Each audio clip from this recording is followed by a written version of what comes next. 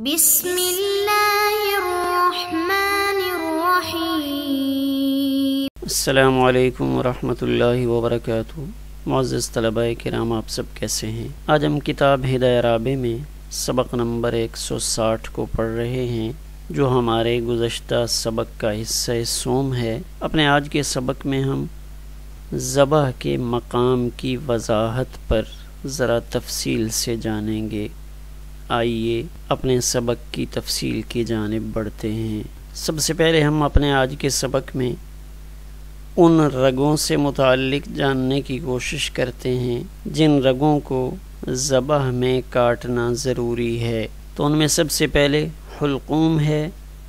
جس میں سے سانس کی آمد و رفت ہوتی ہے۔ دوسرے نمبر پہ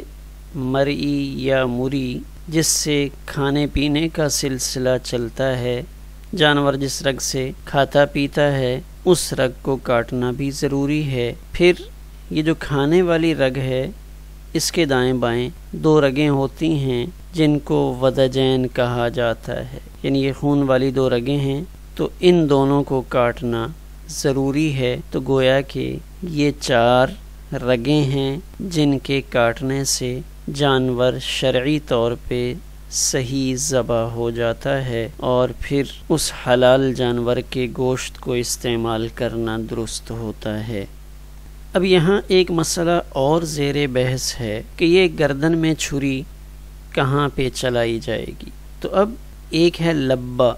جس کا تذکرہ ہماری عبارت میں موجود ہے، فیما بین اللبۃ واللحیین، لحا لام کے فتح کے ساتھ ہے، جبڑے کو کہا جاتا ہے۔ اب مقام ذبح لبہ یہاں سے لے کر یہ جبڑے تک ہے، یہ سارا مقام ذبح ہے۔ یہاں پہ حلقوم بھی ہے، مرئی یہ بھی موجود ہیں، اور الودجین دونوں خون کی نالیاں، یہ آپ دیکھیں، یہ سرخ رنگ کی 2 نالیاں دکھلائی دے رہی ہیں جو حلقوم کے دائیں بائیں ہیں۔ تو اب ان رگوں کو کاٹنا ہوتا ہے، اور کاٹنے میں یہاں اس لبہ سے لے کر، یعنی سینے کا جو کنارہ ہوتا ہے، اس سے لے کر جبڑے تک جتنی درمیانی جگہ موجود ہے، وہاں کسی بھی جگہ سے آپ رگوں کو کاٹ سکتے ہیں۔ یہاں بعض محققین کی طرف سے اختلاف رائے ظاہر کیا جاتا ہے کہ جانور کے گلے میں یہاں پہ گھنڈی، یا اس سے عربی میں عقدہ کہا جاتا ہے، یعنی ہڈی، گلے میں ابھرا ہوا ایک حصہ، تو یہ جو ابھرا ہوا حصہ ہوتا ہے اس کو سر کی طرف ہونا چاہیے، اور اس سے نیچے ذبح کرنا چاہیے۔ اس سے نیچے کیوں ذبح کرنا چاہیے؟ تو وہ محققین یہ کہتے ہیں کہ یہ جو گھنڈی ہوتی ہے یا عقدہ ہوتا ہے، اس عقدہ سے نچلی سائڈ پہ، یعنی اس نچلی سائڈ پہ تو آپ کو یہ 4 رگیں دکھلائی دیتی ہیں، لیکن اگر آپ اس عقدہ سے اوپر چلے جائیں تو وہاں آپ کے لیے 4 رگوں کو تلاش کر کے کاٹنا ایک امر دشوار ہے۔ لہذا وہ اس کا التزام کرتے ہیں کہ اس عقدہ سے نچلی سائڈ سے ہی چھری کو چلایا جائے، لیکن اہل سنت والجماعت کے ہاں مفتہ بہی قول یہی ہے کہ آپ اس لبہ سے لے کر لحیین جبڑوں تک کا درمیان والا جتنا حصہ ہے، اگر آپ یہاں پہ چھری چلا دیں گے اور ان 4 رگوں کو کاٹ ڈالیں گے تو آپ کا ذبح یہ درست ہو جائے گا۔ تو اس کو بہت احتیاط سے دیکھا جائے کہ واقعی جہاں سے میں چھری چلا رہا ہوں وہاں یہ 4 رگیں کٹ رہی ہیں یا نہیں۔ آئیے اب عبارت میں دیکھتے ہیں۔ ہمارے گزشتہ سبق میں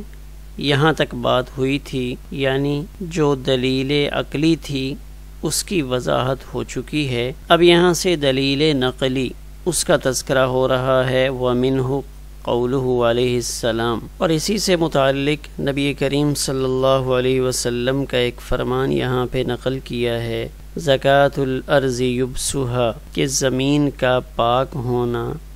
اس کا خشک ہو جانا ہے۔ اب یہاں یہ جو روایت نقل کی ہے، اس روایت کو یہاں لانے کا مقصد صرف اتنا ہے کہ زکوٰۃ الارض میں جو لفظ زکوٰۃ ہے زال کے ساتھ، اس کا معنی ہے پاک ہونا، یعنی زکوٰۃ بمعنی پاکی مستعمل ہوتا ہے۔ صرف اس بات کی تائید کے لیے اس روایت مبارکہ کو لایا گیا کہ زمین اس کا پاک ہونا یبسھا اس کی خشکی کے ساتھ ہے، یعنی زمین سوکھنے سے پاک ہو جاتی ہے۔ اب یہاں اس روایت سے متعلق شراح نے کچھ بحث کی ہے کہ یہ زکوٰۃ الارض یبسھا یہ حدیث نہیں ہے، یعنی فرمان پیغمبر نہیں ہے۔ بعض شراح یہ کہتے ہیں کہ یہ سیدنا علی المرتضی رضی اللہ تعالی عنہ کے صاحبزادے محمد بن الحنفیہ ان کا کلام ہے، ان کا یہ جملہ نقل کیا گیا ہے، یہ نبی کریم صلی اللہ علیہ وسلم کا فرمان نہیں ہے۔ علامہ عینی فرماتے ہیں کہ ابن ابی شیبہ نے اپنی مصنف میں ابو جعفر محمد ابن علی سے اس قول کو نقل فرمایا زکوٰۃ الارض یبسھا، اور وأخرج عنہ وابی قلابۃ، حضرت ابو قلابہ سے روایت کے دوسرے الفاظ بھی نقل کیے کہ اذا جفت الارض فقد زکیت، کہ جب زمین خشک ہو جائے تو اس کو پاک قرار دے دیا جاتا ہے۔ تب اس سے متعلق روایات میں اور الفاظ بھی موجود ہیں، جیسے مصنف عبد الرزاق میں معمر عن ایوب عن ابی قلابہ، تو حضرت ابو قلابہ یہ فرماتے ہیں جفوف الارض طہورھا، زمین کا خشک ہو جانا ہی اس کا پاک ہو جانا ہے۔ تو یہ تو روایت سے متعلق کچھ گزارشات تھیں۔ اب آگے اس ذبح کی جو دو قسمیں ہیں ان کا تذکرہ عبارت میں آ رہا ہے کہ یہ جو ذبح ہے اس کی دو حالتیں عموماً ہوتی ہیں، وہی اختیاریت، کیا وہ اختیاری ہوتی ہے، کالجرح فیما بین اللبۃ واللحیین، کہ زخم لگانا کہاں پہ، بین اللبہ، سینے کا اوپر والا کنارہ، اگلا کنارہ، اس لبہ اور لحیین کے درمیان۔ اور ذبح کی دوسری قسم و اضطراریت، وہ اضطراری ہوتی ہے۔ اب یہ جو اضطراری ہے اس کی تعریف کیا ہے، وہی الجرح فی ای موضع کان من البدن، کہ بدن میں کسی بھی جگہ پہ اس کو ایسا زخم لگایا جائے جس سے خون رستا رہے، خون بہہ جائے۔ تو اب گویا کہ ذبح اضطراری میں مقصود صرف خون کا بہانا ہوتا ہے، تو اب اس ذبح اضطراری میں اس انداز میں خون نہیں نکلتا جس انداز میں ذبح اختیاری میں خون نکلتا ہے۔ وہی الجرح فی ای موضع کان من البدن، کہ وہ بدن میں کسی بھی جگہ پہ زخم کا آ جانا ہے۔ تو گویا کہ اضطراری میں خون نکالنے کی کوشش کی جاتی ہے، اگرچہ برائے نام صحیح خون نکلے، لیکن بہرحال وہ جانور استعمال کرنا درست ہوگا۔ والثانی، اور یہ جو دوسری صورت ہے یہ گویا کہ پہلی صورت کا متبادل ہے۔ پہلی صورت ذبح اختیاری اور دوسری صورت ہے ذبح اضطراری، تو یہ جو دوسری صورت ہے یہ پہلی صورت کا متبادل ہے۔ یہاں عبارت میں دیکھیں کل بدل عن الاول فرمایا، یعنی صاحب ہدایہ نے جو لفظ استعمال کیا ہے وہ کاف تشبیہ والا ہے، کل بدل، کہ یہ ذبح اضطراری ذبح اختیاری کے بدل کی طرح ہے۔ کل بدل کہا، براہ راست بدل نہیں فرمایا، اس لیے کہ جو ابدال ہے، متبادل ہونا، وہ نص سے معلوم ہوتا ہے۔ اگر کوئی نص موجود ہوتی تو پھر تو ہم اس کو ذبح اختیاری کا بدل کہہ سکتے، لیکن چونکہ نص موجود نہیں ہے اس وجہ سے کل بدل کا لفظ استعمال فرمایا۔ ہاں، اس میں بدلیت کی نشانیاں موجود ہیں، تو بدلیت کی نشانیوں کی وجہ سے کل بدل عن الاول یہ ارشاد فرمایا، لأنه لا يصار إليه إلا عند العجز عن الاول، اس لیے کہ ذبح اضطراری کی طرف رجوع اسی وقت ہوتا ہے جب پہلی صورت سے عاجز آ جاتے ہیں۔ وَهَذَا آیَةُ الْبَدَلِيَّةِ وَهَذَا اور یہ بدل ہونے کی نشانی ہے کہ جب آپ پہلی صورت کو اختیار نہیں کر سکتے، اختیاری سے غیر اختیاری کی طرف آتے ہیں، تو یہ اختیاری سے غیر اختیاری کی طرف آنا یہ متبادل ہونے کی نشانی ہے۔ لیکن یہاں پہ چونکہ مقام مختلف ہے، چونکہ محل مختلف ہے، کہ جو ذبح اختیاری ہے اس میں تو چھری چلائی جاتی ہے گردن کے ایک مخصوص حصے پر، جبکہ ذبح اختیاری اس میں محل وہ بعض روایات میں اس کی ران یا ٹانگ اس کا تذکرہ ملتا ہے، لہذا وہاں محل مختلف ہو گیا،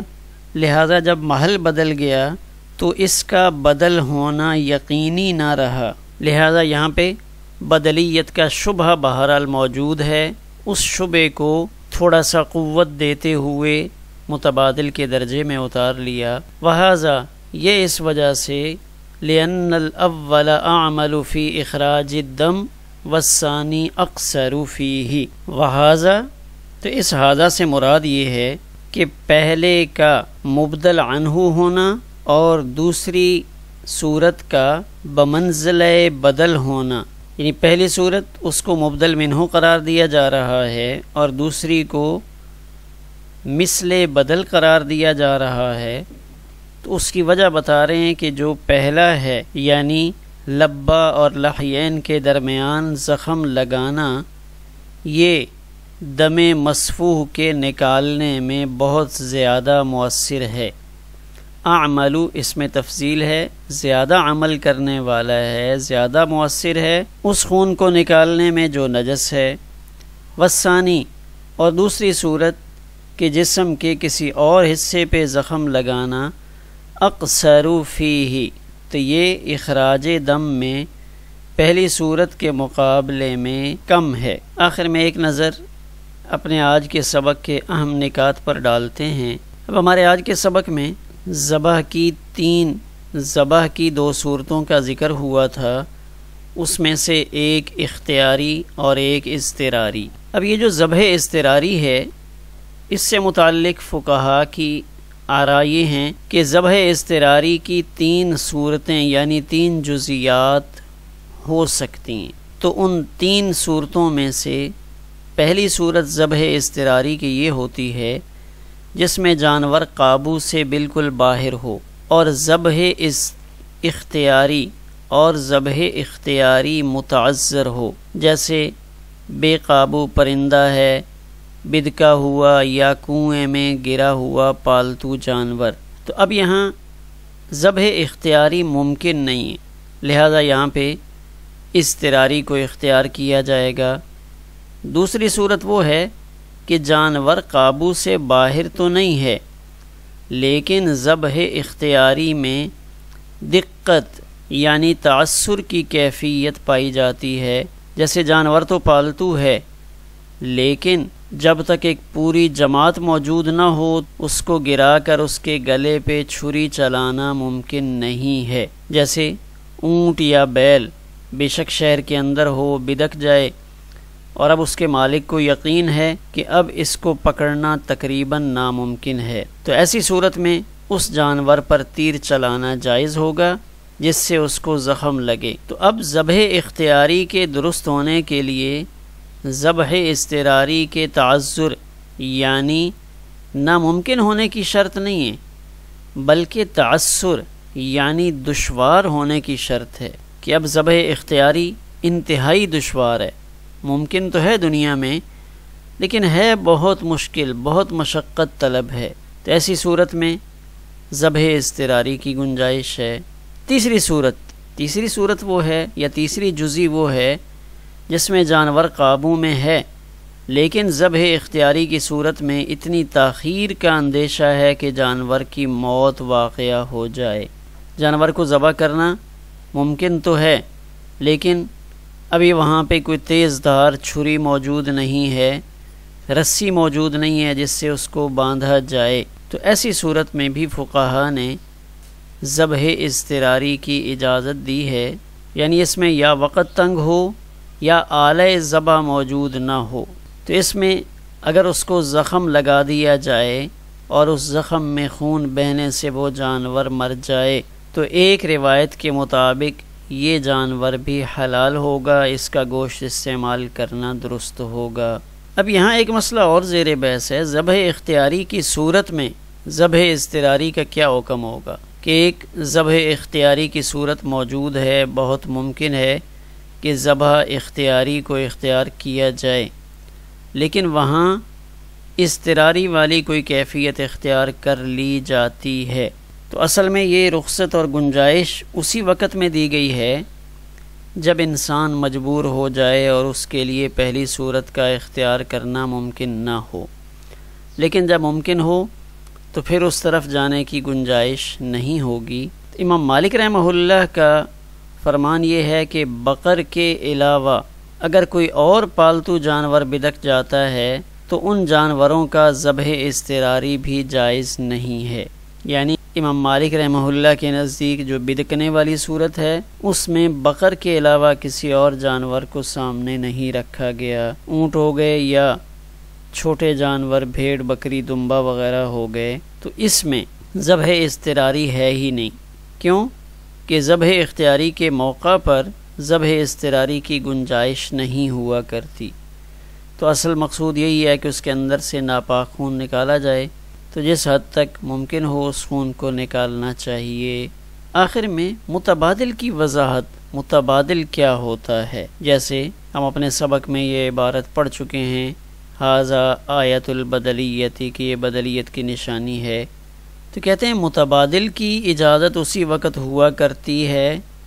جب اصل پہ عمل دشوار اور ناممکن ہو، اس میں کوئی رکاوٹ موجود ہو، جیسے ایک راستہ، ایک سڑک وہ یہاں جوہر آباد سے لاہور کی طرف سیدھی جا رہی ہو، یہ اصل راستہ ہے، تو اب اگر خدا نخواستہ یہ راستہ کسی وقت میں بند ہوتا ہے تو ایسی صورت میں متبادل راستہ وہ اختیار کیا جا سکتا ہے کہ بندہ یہاں سے اپنے دائیں طرف جھنگ چلا جائے اور پھر جھنگ سے لاہور چلا جائے، یا اپنے بائیں طرف تلگنگ چلا جائے اور تلگنگ سے لاہور چلا جائے، تو یہ متبادل کی گنجائش اسی وقت ہوا کرتی ہے جب اصل پر عمل کرنا ناممکن ہو، لہذا جب تک اصل پر عمل کرنا ممکن ہوگا اس وقت تک متبادل یعنی ذبح اضطراری کی طرف جانے کی گنجائش نہیں ہوگی۔ ہمارا آج کا سبق اسی پر مکمل ہوا۔